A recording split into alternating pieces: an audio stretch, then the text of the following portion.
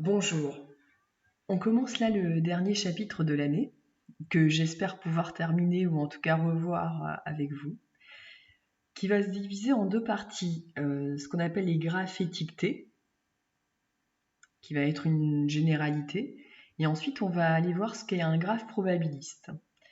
Alors les graphes étiquetés, on en a déjà parlé au cours de l'année, sans avoir vu le chapitre. Je vous avais donné des exercices, on y faisait référence.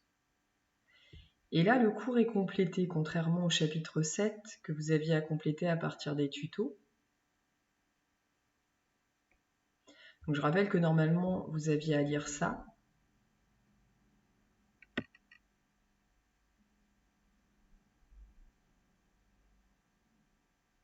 Donc dans un graphe étiqueté, vous avez des arêtes qui vont porter des étiquettes. Et ces étiquettes peuvent être des nombres. Ça, c'est ce qu'on a rencontré déjà quand on a fait l'algorithme de Dijkstra, qui cherchait à avoir le plus court chemin. Vous aviez des nombres. Ces nombres pouvaient être des coûts de trajet, ces nombres pouvaient correspondre à des kilomètres, à un certain temps. Mais dans des graphes étiquetés, vous n'avez pas seulement que des nombres, vous pouvez aussi avoir des lettres, vous pouvez avoir des symboles. Lettres, symboles, mots vont surtout apparaître quand on va chercher à coder. Donc c'est les exemples qui arrivent en dessous. Et quand on cherche à coder, donc c'est-à-dire à créer un code secret, on va également orienter notre graphe. Donc je rappelle les codes d'accès. Je ne sais pas si vous avez déjà essayé quand vous étiez petit, il y avait peut-être un code sur le téléphone de vos parents, un code pour entrer dans un ordinateur personnel. Est-ce que vous avez déjà essayé de trouver la combinaison, par exemple, de 4 chiffres qui vous permet de rentrer sur un code personnel? Ça peut être un ordinateur, un téléphone. Combien de codes sont nécessaires? Enfin, combien faut-il en tester, par exemple? Est-ce qu'on les teste au hasard? Combien de temps ça prend? Je ne sais pas si vous avez déjà regardé sur Internet, il y a des sites qui répertorient le temps qu'il faut pour craquer un code à 8 chiffres ou à 10 chiffres avec des symboles, et c'est vraiment pas très long. Donc, il y a des machines comme ça qui tournent justement pour pénétrer des systèmes. Là, en ce moment, avec le confinement et le fait que les hôpitaux, les structures hospitalières soient extrêmement importantes, elles sont aussi piratées en ce moment. On sait qu'il y a des hôpitaux, je sais pas, je crois que c'est celui de Rouen, qui a dû subir une attaque il n'y a pas très longtemps, pendant toute la journée. C'est-à-dire qu'on avait pénétré ces codes. Et ces codes-là, bon, là c'est un exercice très simple, mais ces codes-là vont être faits à partir de lettres, de symboles, de chiffres. Et donc à partir du graphe, on va vous demander de reconnaître des mots. Alors pour pouvoir reconnaître des mots, là on vous dit que le mot allume et le mot arôme sont reconnus par ce graphe. Alors pourquoi allume? Vous aviez à le chercher, ou en tout cas à le comprendre tout seul. Allume parce que vous allez pouvoir avancer de là à là pour faire un A. Ensuite, faire un L, puis un autre L. Vous bouclez en fait 2 fois. Puis le U qui va bien de la gauche vers la droite. Puis le M et le E. Donc allume est reconnu. Il suit un trajet à partir du graphe du début vers la fin. Arôme, on part de A vers R, O, M, E. Donc arôme, on l'a aussi. Arme, A, R, tout se passe bien. Par contre, je ne peux pas aller à M, parce que pour pouvoir aller à M, il faut que j'emprunte une arête qui est O ou U. Je ne peux pas passer directement de R à M. Ce mot-là n'est pas reconnu par mon graphe.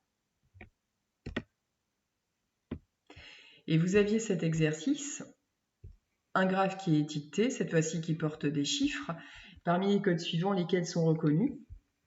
1, 5, 7, 4, 6, donc 1, 5, 5. Donc pour l'instant, ça marche. 7, là aussi c'est bon. 4 et 6. Le premier est correct. En tout cas, il est reconnu. 1, 3, 4, 6. 1, 3. Non, c'est pas bon. Le 4 va se trouver ici et je ne peux pas l'atteindre à partir de 3. Donc celui-là n'est pas correct, il n'est pas reconnu. 1, 3, 2, 6. 1, 3. Cette fois-ci, je peux passer par 2, puis 6. Donc le dernier également est reconnu. Donc voilà pour rentrer en matière dans les graphes étiquetés. Maintenant, dans le détail de notre chapitre, nous allons parler de graphes étiquetés probabilistes. Ça veut dire des graphes qui vont porter sur leurs arêtes pas n'importe quoi, mais des probabilités. Donc ça veut dire un certain nombre qui vont correspondre à des énoncés d'exercices, des exercices de recherche.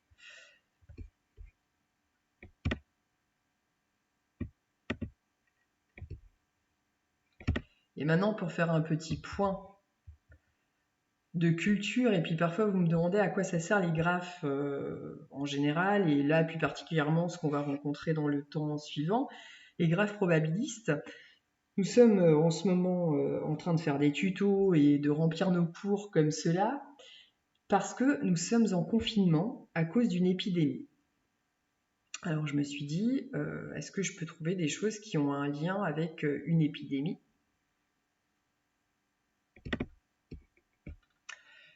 Et qui dirait épidémie et graphe. En fait, si on est en confinement, c'est justement pour nous éloigner les uns des autres. Ça voudrait dire que si jamais on est trop proches les uns des autres, on va contaminer. Parce qu'on sait que si jamais on est dans une classe, dans un établissement scolaire, et qu'on est porteur d'une maladie, on va facilement la transmettre à quelqu'un par une poignée de main. Donc on fait ce qu'on appelle de la distanciation sociale. Alors voilà ce qu'on peut trouver quand on s'intéresse à un modèle en épidémiologie et est-ce qu'on rencontre des graphes. Les modèles mathématiques des maladies infectieuses ont été d'abord des outils purement théoriques, c'est-à-dire qu'on n'avait pas de population sur lesquelles tester ces modèles. Et puis ensuite, elles ont été mises en pratique avec le sida, parce que sur le sida, on savait notamment qu'il y avait des populations qui étaient plus à risque, qui transmettaient davantage. Donc on a pu les visualiser un petit peu mieux et vous allez voir ce que ça peut donner sur un graphe. Mais depuis la pandémie de la grippe espagnole, je pense qu'on a dû en parler, je ne sais pas si les médias en ont parlé, moi j'écoute pas forcément la télé, mais la grippe espagnole, c'est une grippe qui est très connue par son nombre de morts. Et à partir de cette grippe espagnole, on a essayé de faire des calculs de probabilité de contagion. Parce qu'il y avait des personnes plus contagieuses que d'autres. Alors je ne vais pas passer en revue tout ça, mais au moins vous pouvez voir là la référence. Wikipédia, c'est assez sérieux en termes de sciences, donc maths, médecine, etc. Ça va être assez sérieux. Donc ici, si on regarde de loin, ce que vous avez là, ça peut faire penser à un graphe, voire même à un graphe orienté. Et étiqueté, parce que vous avez des choses dessus. Si on descend un petit peu plus, on va chercher de nouveau des graphes. Voilà. Là, on en a d'autres. Alors, dans un graphe, on peut s'intéresser à colorier les sommets.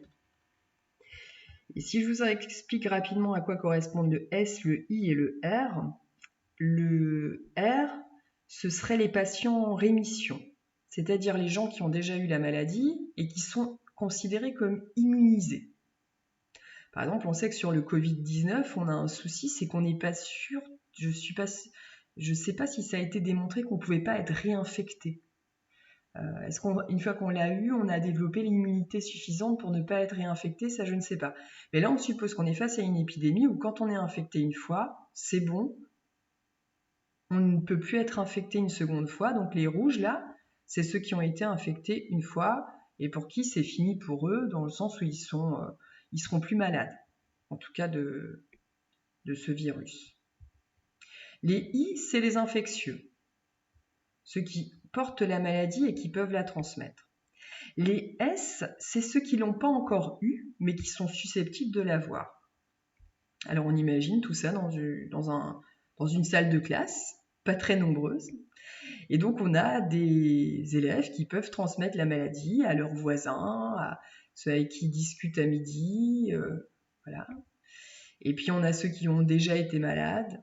Et voilà comment ça s'opère. Voilà pourquoi il faut distancier. Distancier, ça veut dire que vous allez finalement couper beaucoup d'arêtes. Parce que vous allez laisser que des membres d'une même famille. Donc, vous allez avoir plein de mini-graphes, mais pas des liens comme ça aussi nombreux. On a ici 2 graphes différents parce que là ont été grisés ce qu'on appelle des individus plus à risque. Alors qu'est-ce qu'un individu plus à risque ?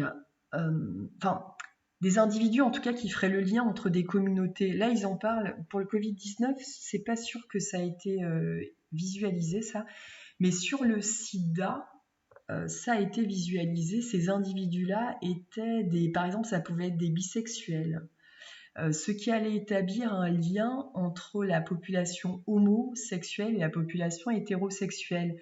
Donc qui allait être plus à risque parce que donner la maladie à 2 communautés qui d'habitude ne se rencontraient pas. Donc c'est ce qu'on appelle le lien. Je réfléchis, je ne sais pas si on peut appeler ça comme ça, mais les gens qui travaillent dans les EHPAD, on sait que donc dans les EHPAD, la population est plus à risque, on a une comorbidité plus importante sur le Covid-19. Eh bien, ces gens-là, on sait qui travaillent dans les EHPAD et qui ont pu être infectés par le Covid-19 ont eu une répercussion importante au sein de la communauté des personnes âgées. Donc on pourrait dire que ceux-là, de toute façon, ils sont plus à prendre en compte parce que quand ils vont transmettre à une population qui est plus faible, plus fragile vis-à-vis de ce virus. Donc ces gens qui travaillent peut-être dans les EHPAD pourraient être ceux qui peut-être un jour seront comme ça colorés un petit peu plus fortement, c'est-à-dire avec du gris là dans ce graphe-là, pour y prêter plus attention. Les graphes servent en épidémiologie. Et si on parle de graphes étiquetés dans notre cours, voire même de graphes probabilistes, c'est qu'on va avoir une probabilité de transmettre. On a une probabilité là sur le Covid de transmettre. Sur 10 personnes qu'on va rencontrer, on va dire qu'on a une probabilité de transmettre la maladie qui est de, 0,1 par exemple, ou 0,01. On a un pourcentage de contamination qui est à chaque fois mesuré pour la grippe, pour le rhume. Et pour le Covid, c'est un pourcentage de contamination plus important que celui de la grippe. Donc là, c'est la probabilité de transmettre. Si je parle correctement médicalement, ça doit être ça. C'est la probabilité de transmettre que l'on va retrouver en fait sur ces branches-là, sur ces arêtes, dans ce graphe. Donc la probabilité de passer ici, c'est des gens sains aux gens infectés. Désolée, ça va être un peu triste. Donc comment on passe des gens sains aux personnes infectées ? On a une certaine probabilité pour cela. Une fois qu'on est infecté, 3 états peuvent arriver. On est immunisé contre la réinfection, on est placé en quarantaine, on décède. Lorsqu'on est placé en quarantaine, au bout de cette quarantaine, on peut être immunisé contre la réinfection. Bon, ici, a priori, quand on est placé en quarantaine, on ne décède pas. C'est pas ce qui va caractériser le Covid-19 là. C'est un autre type de graphe pour un autre type de maladie. Mais ça, ces nombres sont des probabilités. En épidémiologie, on considère donc des graphes probabilistes. Et tout ce qui est mesuré aujourd'hui, et la raison pour laquelle on ne peut pas donner de temps de confinement précis et dire voilà, dans 15 jours, dans 3 semaines, ce sera fini, c'est qu'on est justement face à des graphes et on a des états qui bougent sans cesse. on n'est pas dans ce qu'on appelle un état stable. On est dans un état qui évolue au jour le jour. Donc tous les jours, vous mesurez le nombre de personnes qui sont infectées, vous mesurez pas forcément, enfin, les décès sont mesurés, mais ce qui va intéresser les médecins, c'est de mesurer le nombre de personnes infectées. Et ce qu'on regarde en ce moment en Italie, même si les nombres peuvent faire peur, c'est qu'on voit une diminution du nombre de personnes infectées. Et donc c'est ça qui nous intéresse, c'est qu'on a passé le cap de la stabilité pour arriver maintenant dans une décroissance. Et j'en ai fini sur ma petite explication sur pourquoi on va parler des graphes probabilistes. Et voilà, on les rencontre là, on peut aussi les rencontrer en économie-gestion pour simuler des modèles économiques. À tout à l'heure, au revoir.